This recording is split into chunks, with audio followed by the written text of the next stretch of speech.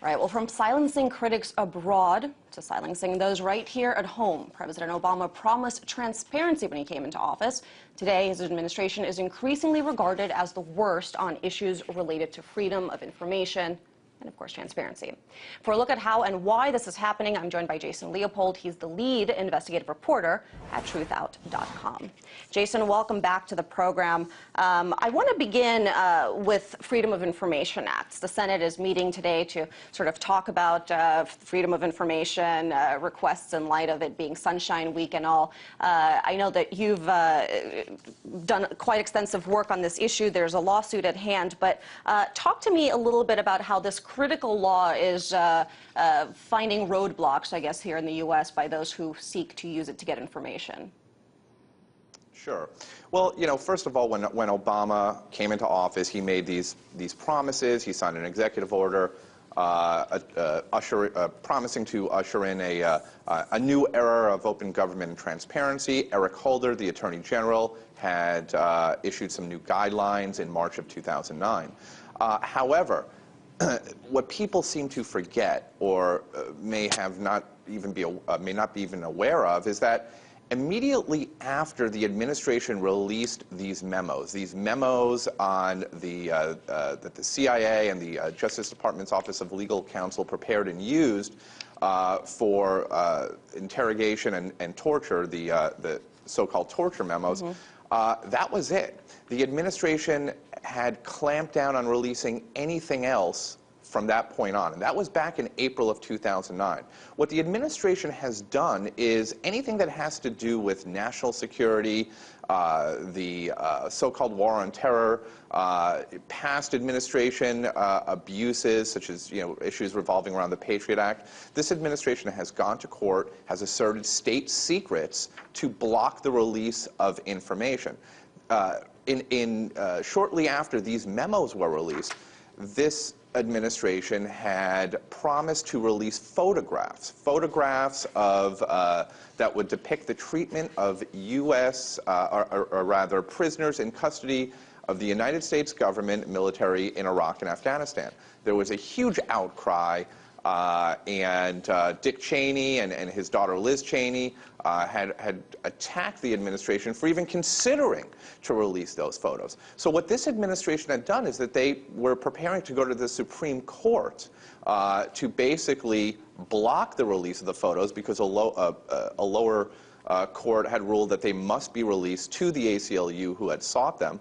And then they went and ended up working with Congress, and Congress changed the law to basically change the Freedom of Information Act that would allow anyone who sought such photographs or videos under the Freedom of Information Act. It allowed the Secretary of Defense to basically say no. Just this week, okay? Just this week, I mean, it's Wednesday, so I believe it was on Monday, the administration, the director of the Justice Department's Office of Information Policy had again gone to Congress and basically sought Congress's assistance in changing a law or adding to a cybersecurity bill that would more or less block information that people seek under the Freedom of Information Act. Again, this is due to the fact that the Supreme Court ruled that such information should be released. But there's this fear that if anything comes out, it could damage national security. So they're going to great lengths to block any information that would reveal government activity. But here's my question: in your view, why come into office and make this the top priority of the administration? Make this, a key issue that you talk about as soon as you literally enter the White House? Only to go back on that. I mean, what changed from Obama's intentions to present day? I think that largely this has to do with politics, and truly, it's nothing more than embarrassment. The revelations that would be highlighted, exposed from these documents that people would obtain under the Freedom of Information Act would be truly embarrassing for this government. It would probably lead to calls for investigation.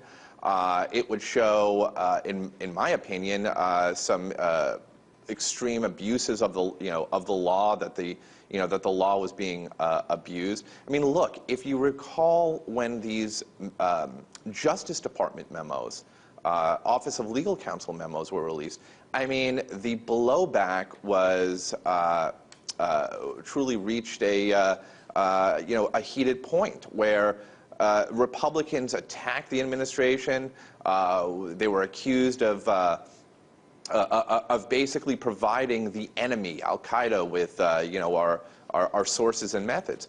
And I think the administration learned its lesson at that point, and it learned its lesson by stating, we are not going to release any information on, certainly on national security, or the war on terror that would reveal the way the policies that were put into place to prosecute certain individuals, to interrogate certain individuals.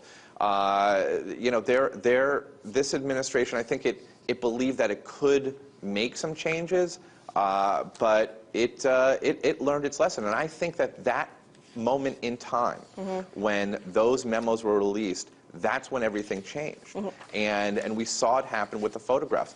I just want to point Jason, out I'm so sorry. I'm going to have to cut in there. Unfortunately, we're out of time because I want to get to our next segment that will talk about how this affects not only folks here in America, but in the UK as well. So I do want to thank you for your time. Jason Leopold, the lead investigative reporter for TruthOut.org.